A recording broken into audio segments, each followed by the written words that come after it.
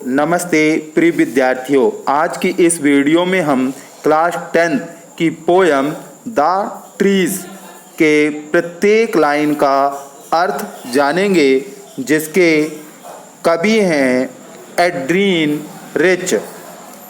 तो चलते हैं, प्रत्येक लाइन का अर्थ जानते हैं।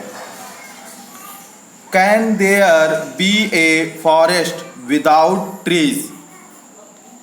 क्या बिना पेड़ों के जंगल हो सकते हैं? फॉरेस्ट यानी जंगल। Where are the trees in this poem and where do they go?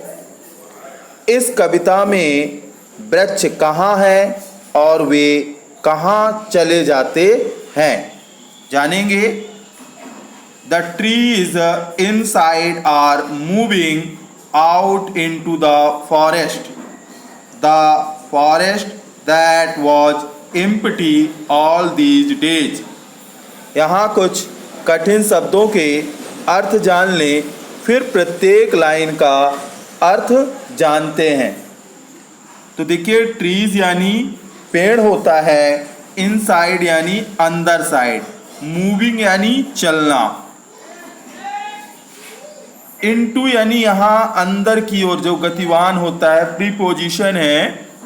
Forest यानी जंगल, फॉरेस्ट यानी जंगल। एम्प्टी यानी खाली, बर्ड यानी पक्षी, सिट यानी बैठते हैं, इंसेक्ट यानी कीड़े, हाइड यानी छिप जाना, शैडो यानी होती है परछाई, बरी यानी दब जाना, दबा देना, एम्प्टी यानी खाली, मॉर्निंग यानी सुबह। अब प्रत्येक लाइन का अर्थ जानते हैं। The trees inside are moving out into the forest. इस कविता में कवि ने घर के अंदर रखे जाने वाले सजावटी पौधों के बारे में वर्णन किया। पहले तो ये जान लें कि इस कविता में जो वर्णन किया जा रहा है, इसमें घर के अंदर जो सजावटी पौधे रखते हैं, छोटे छोटे या लताओं वाले, उसका वर्णन किया गया है। वे कहती हैं, कवित्री कहती हैं कि ये वृक्ष घर के अंदर रखे हुए हैं। The trees inside are moving out into the forest. ये वृक्ष जो है घर के अंदर रखे हुए हैं, जो वनों को जाना चाहते हैं, लेकिन मूविंग करना कहाँ चाहते हैं? वो वन की ओर, फॉरेस्ट की ओर। The forest that was empty all these days. One इतने दिनों से खाली हैं। empty यानी खाली, वन इतने दिनों से खाली हैं। Where no birds could sit, no insect hide. जहाँ कोई पक्षी नहीं बैठ पाता, कोई कीट छिप नहीं पाता, और no sun bury its feet in shadow. और सूरज भी घने जंगलों की छाया में आकर अपने पैरों का ताप ठंडा नहीं कर पाता। फीट यानी पैर, शैडो यानी छाया। तो देखिए, और सूरज भी घने जंगलों की छाया में आकर अपने पैरों का ताप ठंडा नहीं कर पाता। The forest that was empty all these nights. जंगल जो इन रातों में खाली सा था।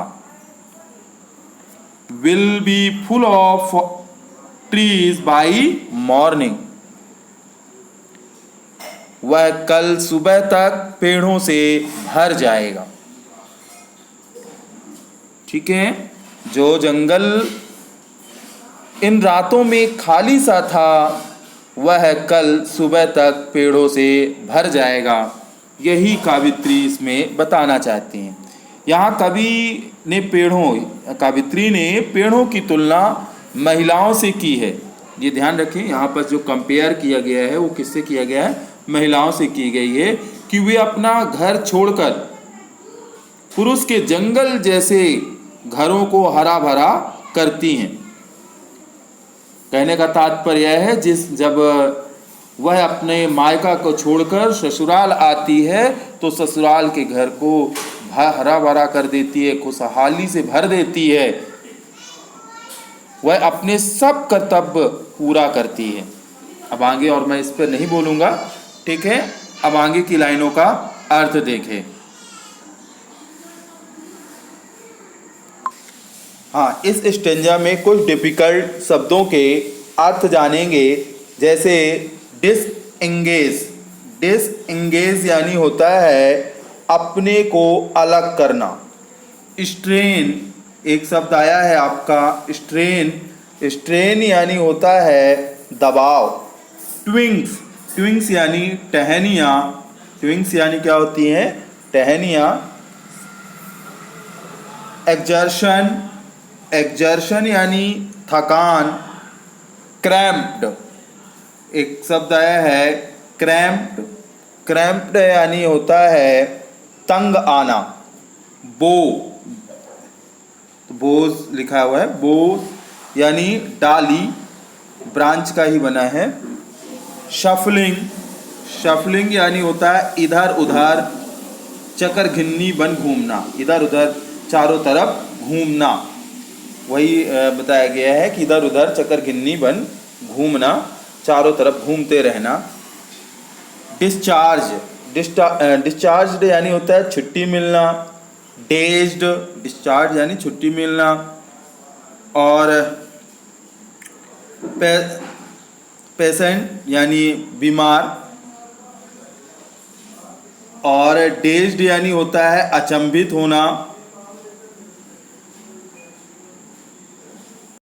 अब देखिए प्रत्येक लाइन का अर्थ जानते हैं, तो चलते हैं प्रत्येक लाइन का अर्थ जानते हैं। All night the roots work. तो यहाँ पर ये जान लें थोड़ा सा कि कवि ने खूबसूरती से सजावटी पौधों की तुलना महिलाओं से की है। ये जो पूरी कविता बताई जा रही है वह पेड़ों के माध्यम से महिलाओं को बता रही हैं। कवि ने खूबसूरती से सजावटी पौधों की तुलना महिलाओं से की है। वह कहती हैं कि all night the roots work, कि वे पूरे दिन व्यस्त रहने के बाद वे रात में आराम करती हैं।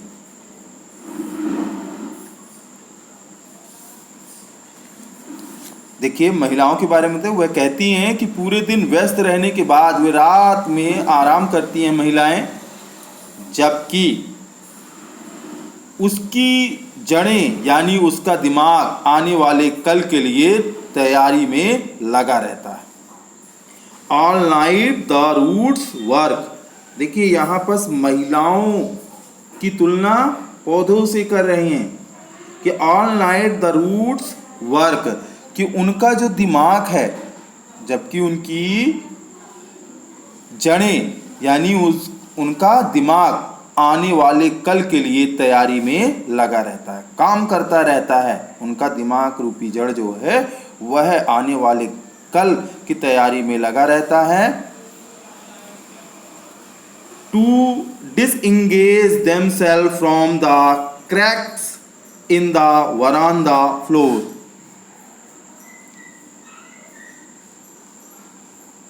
जिस तरह कभी किसी दरार में जड़ें निकल आती हैं, जिस तरह कभी किसी दरार में जड़ें निकल आती हैं, कैसे उसको वह वहाँ नहीं लगने देना है।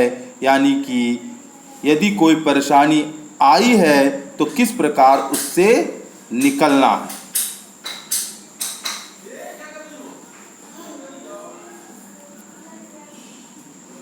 The leaves strain toward the glass, small twig stiff with exertion।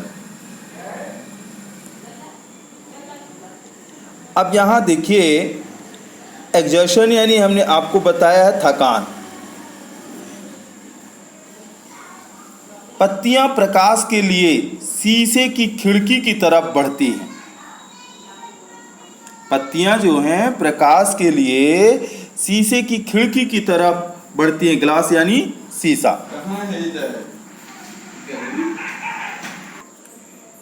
Small ट्विंग्स स्टिप with exertion, छोटी जो टहनियां हैं अकड़ गई हैं, वह थक गई हैं। छोटी टहनियां अकड़ गई हैं, यूं कहें थक गई हैं।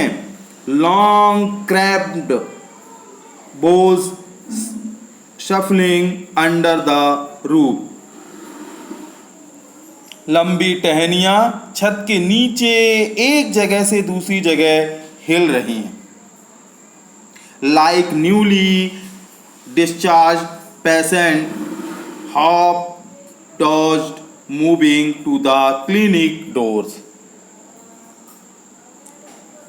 तो लंबी टहनियां छत के नीचे की जगह से दूसरी जगह हिल रही हैं। उनकी शाखाएं उन मरीजों की तरह लग रही है। पेशेंट यानी मरीज, उनकी शाखाएं उन मरीजों की तरह लग रही है जिसे हाल में ही अस्पताल से छुट्टी मिली है, डिस्चार्ज हुई है, छुट्टी मिली है। hobdusted moving to the clinic doors, hobdusted moving to the clinic door, hobdusted moving to the clinic doors। अस्पताल से छुट्टी मिली है, वह कुछ परेशान हाल सा क्लिनिक के दरवाजे तक जा रहा हो। थोड़ा सा और देख लें। जिसे हाल में ही अस्पताल से छुट्टी मिली हो, वह कुछ परेशान हाल सा क्लिनिक के दरवाजे तक जा रहा हो। हाँ, इन स्टेंजा में कुछ कठिन शब्दों के अर्थ जान लें। वरांदा यानी आंगन। सेक्रेटली यानी होता है मुश्किल से। मेंशन यानी होता है आपका उल्लेख करना।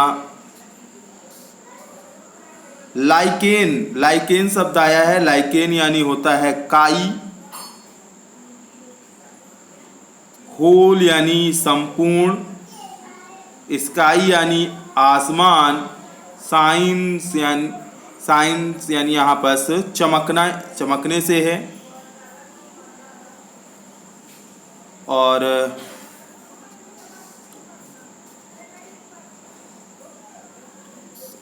कौन सा शब्द बता दिया जाए, और यहाँ पर और कोई भी, ठीक है, अब जो लाइनें में आते हैं वो अर्थ बताते जाएंगे। I sit inside doors open to the veranda. अब यहाँ पर देखिए क्या बताया गया है कि जो कवित्री जो हैं कहती हैं कि वह अपने कमरे में बैठी हैं। आई सिट इनसाइड, अंदर कमरे में बैठी हैं, वह अपने कमरे में बैठी हैं जिसका दरवाजा बरामदे की तरफ खुलता है। डोर्स ओपन टू द वरांदा, जिसका दरवाजा बरामदे की तरफ खुलता है। राइटिंग लॉन्ग लेटर्स, वह लंबे पत्र लिख रही हैं। In which I secretly mention the departures of the forest from the house। जिसमें वह बहुत मुश्किल से लिखती हैं कि वृक्षों का भी घर के अंदर दम घुट रहा है। उसमें वह बताती हैं कि वृक्षों का भी घर में दम घुट रहा है। इस अगर कितने भी वृक्ष लगा दिए जाएं घर के अंदर, वन ही क्यों ना लगा दिया जाए, तो भी वह उनका दम घुटता है। यहाँ फॉरेस्ट बताया गया है वृक्षों का, जंगल का तो जंगल का तो कह सकते हैं। तो जिसमें वह बताती हैं कि वे कि वृक्षों का भी घर के अंदर दम घुट रहा है, वे भी बाहर जाना चाहते हैं, वे भी बाहर जाना चाहते हैं। The night is fresh, the whole moon shine in a sky still open. रात्रि का समय है और चंद्रमा खुले आसमान में चमक रहा है। वह कहती हैं the smell of leaves and lichen still reaches like a voice into the rooms. वह कहती हैं कि पत्तियों और शैवाल की महक को कमरे के अंदर वह महसूस करती हैं। कवि की इच्छा है कि वृक्ष खुद अपने प्रकाश और हवा के लिए संघर्ष करे। कवित्री कहती है कि कवि की इच्छा है कि वृक्ष खुद अपने प्रकाश और हवा के लिए संघर्ष करे, अर्थात महिलाएं जो हैं अपने स्वच्छंदता के लिए स्वयं अपनी यूँ कहें इच्छाओं के लिए, अपनी इच्छा पूर्ति के लिए स्वयं वह संघर्ष। यहाँ पर देखें, still reach like a voice into the room, और कमरे के अंदर तक उनकी आवाज जो है पहुंच रही है। कमरे के अंदर तक उनकी आवाजें जो हैं पहुंच रही हैं। अब आगे की लाइनों का अर्थ देखें। हाँ, यहाँ पर भी कुछ कठिन शब्दों का अर्थ देखें। विस्पर्स यानी कानाफूसी, साइलेंट यानी शांत, ग्लास यानी कांच, ब्रेकिंग यानी तोड़ना, और मिरर यानी दर्पण, मीट यानी मिलना, और यहाँ पर और आपके शब्दों में एक शब्द आया फ्लैश। फ्लैश यानी होता है आपका तेज चमकना। क्राउन, क्राउन यानी आपका होता है मुकुट। क्राउन यानी यहाँ आपको पेड़ का ऊपरी भाग मान सकते हैं, वैसे आपको मुकुट क्या बताया गया है, मुकुट। क्राउन यानी मुकुट, टालेस्ट यानी सबसे ऊंचा, ओक यानी ओक का पेड़, पीसेस यानी भाग, पीसेस यानी भाग होता है।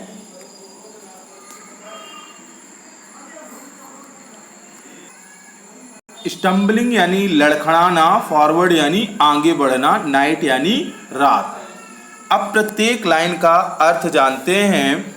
My head is full of whispers. तो कवि कहती हैं या कावित्री कहती हैं कि इस वक्त उनके दिमाग में बहुत सी बातें हलचल मचा रही हैं। इस वक्त उनके दिमाग में बहुत सी बातें जो हैं वह हलचल मचा रही हैं, जो कि कल शांत हो जाएंगी। विच टुमारो विल बी साइलेंट, जो कि कल शांत हो जाएंगे। टुमारो यानी कल, स्टिल यानी शांत। विस्पर यानी यहाँ कानाफूसी होती है, और ये हलचल के लिए कहा गया है, क्या हलचल के लिए कहा गया है, शब्द विस्पर्स लगाया गया है। Listen the glass is breaking. वह कहती हैं कि शीशा टूट रहा है। ग्लास यानी शीशा, ब्रेकिंग यानी टूट रहा है। वह कहती हैं कि शीशा टूट रहा है। The trees are stumbling forward into the night. वृक्ष आगे की तरफ लड़खड़ा कर रात में बढ़ रहे हैं।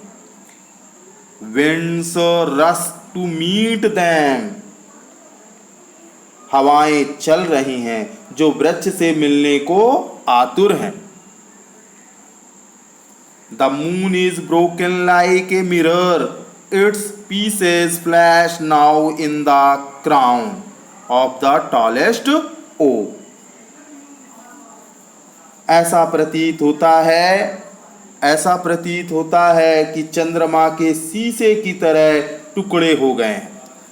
चंद्रमा के जो हैं शीशे, मिरर यानी शीशा, शीशे की तरह टुकड़े हो गए हैं। ब्रोकन यानी टूटना।